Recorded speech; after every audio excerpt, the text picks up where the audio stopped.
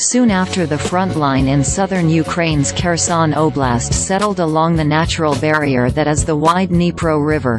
Back in late 2022, Ukrainian troops began launching quick, there and back raids on Russian positions across the river. But the cross-river raid on October 19 was different. That time, the Ukrainians, reportedly from the 38th Marine Brigade, stayed. 10 days later, the Marines not only still were on the Dnipro's left bank, they'd extended their control across Krynky, a 3-mile-wide settlement that has become the locus of Ukraine's attacks in southern Kherson Oblast. Ukrainian forces have secured a bridgehead across the Dnipro. It's a prerequisite to launching a fresh counteroffensive south across Kherson's fields and marshes toward Russian-occupied Crimea. And it's apparent how they've protected, and expanded, this bridgehead, by shuttling armored vehicles across the river aboard 1980s vintage PTS-2 amphibious transports. A video depicting a PTS-2 swimming across the Dnipro, an armored vehicle on its deck, circulated online this week. The PTS-2s might not be the Ukrainian military's heaviest river crossing capability in Kherson, however.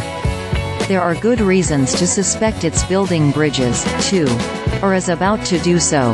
The PTS-2s are old, ungainly vehicles, but extremely useful for exactly the kind of operation the Ukrainians are conducting in Kherson right now.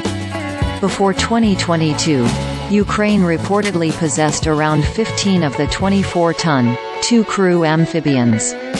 The PTS-2 is an upgrade of the 1960s vintage PTS. The basic vehicle combines the chassis of an MTT tractor, the running gear of the T-64 tank and a T-72's 720 horsepower engine.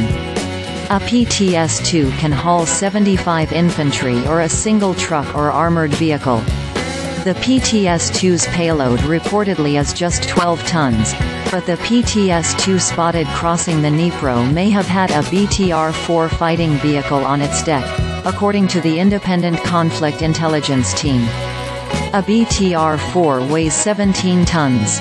It's possible that, given the urgency of the Dnipro op, the PTS-2 crew was willing to risk the instability and structural stress that might result from an excessive load. It's apparent the Ukrainians somehow are getting vehicles across the Dnipro. Russian sources have reported Ukrainian armored vehicles around the Krynky bridgehead, and the Russians recently knocked out a mired Ukrainian Humvee whose crew had bailed out on the left bank.